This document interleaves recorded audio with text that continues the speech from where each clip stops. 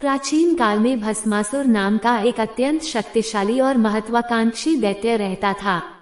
उसके मन में संपूर्ण संसार पर आधिपत्य स्थापित करने और अमर होने की तीव्र लालसा थी।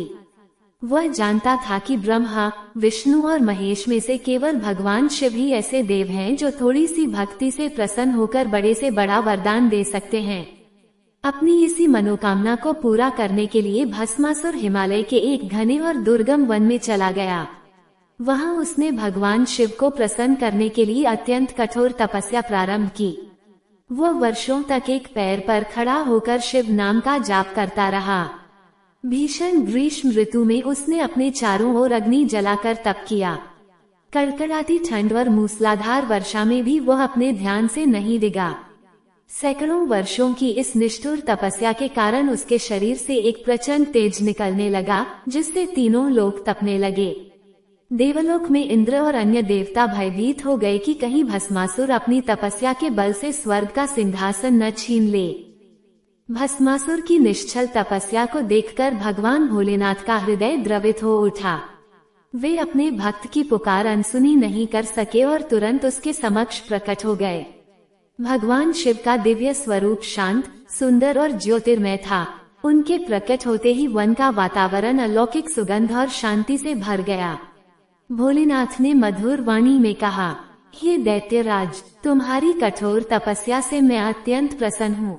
उठो और अपनी इच्छा के अनुसार वरदान मांगो। आज तुम्हें कुछ भी दुर्लभ नहीं है। भस्मासुर ने आंखें खोली और अपने सामने साक्षात महादेव को खड़ा देखा। वो मन ही मन प्रसन्न हुआ कि उसका उद्देश्य अब सिद्ध होने वाला है। उसने नतमस्तक होकर कहा, हे देवाधिदेव महादेव, यदि आप मुझ पर प्रसन्न हैं, तो मुझे अमरता का वरदान दीजिए ताकि मुझे कोई भी मार न सके। भगवान शिव ने शांत भाव से कहा, हे भस्मासुर, इस सृष्टि का नियम है कि जिसका जन्म हुआ है उसकी मृत्यु निश्चित है। इसलिए अमरता का वरदान प्रकृति के नियमों के विरुद्ध है। तुम कोई अन्य वरदान मांग लो। भस्मासुर अत्यंत चतुर था। उसने तुरंत एक नई योजना सोची और बोला, हे प्रभु, यदि आप मुझे अमरता नहीं दे सकते तो मुझे यह वरदान दीजिए कि मैं जिस किसी के भी सिर पर अपना हाथ रख दूं, वह तुरंत जलकर भस्म हो जाए। भोलेनाथ ने बिना किसी भावी परिणाम का विचार किए केवल अपने भक्त की तपस्या का सम्मान करते हुए मुस्कुराकर कह दिया, तथास्तु। वरदान मिलते ही भस्मासुर के भीतर छिपा असुरत्व और अहंकार जाग उठा।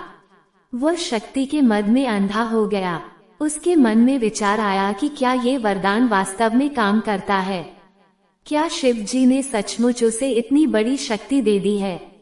अपनी शक्ति का परीक्षण करने के लिए उसके मन में एक दुष्ट विचार आया। उसने सोचा कि यदि वह स्वयं भगवान शिव के सिर पर ही हाथ रख दे तो वह तीनों लोकों का स्वामी बन जाएगा और महादेव का पद भी उसी को मिल जाएगा। भस्मासुर ने कुटिल मुस्कान के साथ कहा, हे महादेव, मैं देखना चाहता हूँ कि आपका वरदान कितना सत्य है। इसलिए सबसे पहले मैं अपना हाथ आपके ही सिर पर रखकर इसका परीक्षण करूंगा।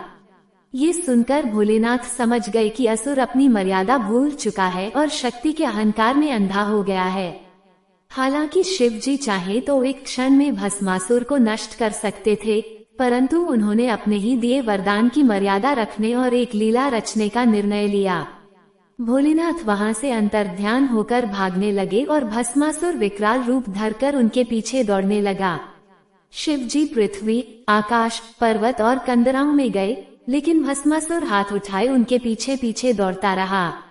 देवता ये दृश्य देखकर अत्यंत भयभीत हो गए। अंततः संसार के स्वामी को इस संकट से उबारने के लिए वैकुंठ धाम में भगवान विष्णु ने हस्तक्षेप करने का निश्चय किया। जब शिव जी भागते भागते एक दिव्य सरोवर के निकट पहुँचे तो भस्मासुर भी वहां आ पहुंचा। तभी भगवान विष्णु ने अपनी माया से एक अत्यंत सुंदर, सर्वगुण संपन्न और अलौकिक स्त्री का रूप धारण किया, जिन्हें मोहिनी कहा गया। मोहिनी का रूप इतना लावण्यमयी और आकर्षक था कि जो भी उन्हें देखता अपनी सुध बुद्ध खो बैठता। मोहिनी सरोवर के तट पर मंद मंद मुस्कुराते हुए कमल के फूलों से खेल रही थीं। जैसे ही भस्मासुर की दृष्टि मोहिनी पर पड़ी, वह शिव जी को भूल गया। उसका मन कामदेव के बाणों से बिंध गया और वह मोहिनी के सौंदर्य पर पूरी तरह मोहित हो गया। उसके मन से महादेव को भस्म करने का विचार निकल गया और वह मोहिनी के पास जाकर प्रेम याचना करने लगा। भस्मासुर ने मोहिनी से कहा, हे सुंदरी, तुम कौन हो? मैंने तीनों लोकों में तुम्हारे जैसी सुंदर स्त्री नहीं देखी। तुम मेरी पत्नी बन जाओ, मैं तुम्हें संपूर्ण ब्रह्मांड की रानी बना दूंगा। मोहिनी रूप में भगवान विष्णु ने मंद मुस्कान के साथ भस्मासुर की ओर देखा और अत्यंत मधुर स्वर में कहा, हे दैत्यराज, मैं एक नृत्यांगना हूँ। मुझे केवल वही पुरुष प्रिय हो सकता है जो नृत्य कला में प्रवीण हो और मेरे साथ कदम से कदम मिलाकर नृत्य कर सके। यदि तुम नृत्य में मुझे पराजित कर दोगे तो मैं सहर्ष तुमसे विवाह कर लूंगी। अहंकार में अंधे भस्मासुर ने सोचा कि नृत्य करना कौन सी बड़ी बात है। उसने तुरंत कहा, मुझे तुम्हारी यह शर्त स्वीकार है। तुम जैसा नृत्य करोगी मैं वैसा ही अनुकरण करूंगा। इसके बाद मोहिनी ने मधुर संगीत की धुन पर नृत्य प्रारंभ किया। मोहिनी जिस प्रकार की मुद्राएं और हाव भाव बनाती, भस्मासुर भी ठीक वैसे ही मुद्राएं दोहराने लगता। भस्मासुर नृत्य के आनंद और मोहिनी के रूप पाश में इतना खो गया कि उसे अपने आसपास का कोई ध्यान नहीं रहा। नृत्य करते करते मोहिनी ने एक ऐसी कठिन मुद्रा बनाई जिसमें उन्होंने अपना दायां हाथ अपने ही सिर पर रखा। भस्मासुर मोहिनी की सुंदरता में इस कदर अंधा हो चुका था कि वो ये पूरी तरह भूल गया कि उसे शिव जी से क्या वरदान मिला था। मोहिनी की नकल करते हुए भस्मासुर ने भी बिना सोचे समझे अपना ही दायां हाथ अपने सिर पर रख लिया। जैसे ही भस्मासुर का हाथ उसके अपने सिर से स्पर्श हुआ, शिव जी के दिए वरदान के प्रभाव से उसके शरीर से प्रचंड अग्नि की ज्वालाएं निकली और देखते ही देखते वह राक्षस जलकर राख का ढेर बन गया। कथा से मिलने वाली शिक्षा। भस्मासुर के अंत के साथ ही संपूर्ण ब्रह्मांड पर मंडरा रहा संकट टल गया। सभी देवी देवताओं ने भगवान शिव और विष्णु जी की स्तुति की और उन पर पुष्प वर्षा की। ये पौराणिक कथा हमें जीवन के कई अत्यंत महत्वपूर्ण और व्यावहारिक पाठ सिखाती है।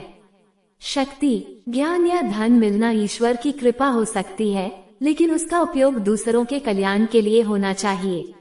शक्ति का दुरुपयोग स्वयं के विनाश का कारण बनता है। अहंकार व्यक्ति की बुद्धि और विवेक को हर लेता है। भस्मासुर ने जिस शक्ति पर अहंकार किया, अंततः उसी शक्ति से उसका अंत हुआ। भगवान शिव अत्यंत दयालु हैं और अपने भक्तों की भावना देखते हैं। वे इतने उदार हैं कि अपने शत्रु को भी वरदान देने में संकोच नहीं करते, परंतु जब कोई धर्म की सीमा पार करता है तो प्रकृति और ईश्वर मिलकर उसका न्याय करते हैं।